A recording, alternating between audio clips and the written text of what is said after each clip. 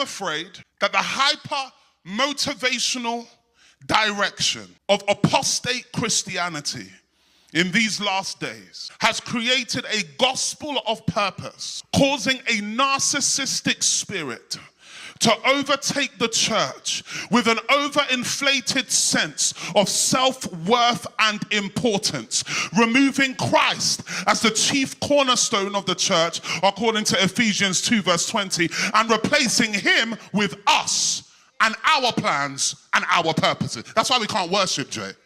That's why we can't worship. You see, the people will go up when you start talking about them.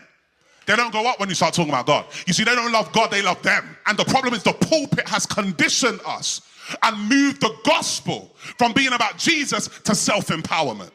We have to understand, though, that this is the work of Satan.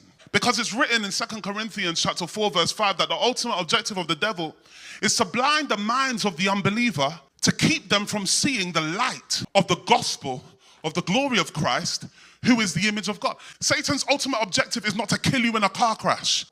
You know, we are so low. We be binding affliction when we don't realize that the greatest affliction is your eyes, when you can't see God, but you can see you. That's worse than a car crash.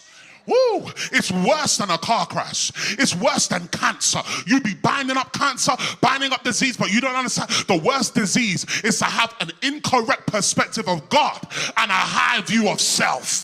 2 Corinthians 4 verse 5 tells us that Satan, the God of this world, his objective is to blind you from seeing Jesus. The devil is principally focused on you not seeing God as bigger and more important than you. His commitment in your life is to ensure that your life and your feelings and everything about you is more important. Are you understanding me?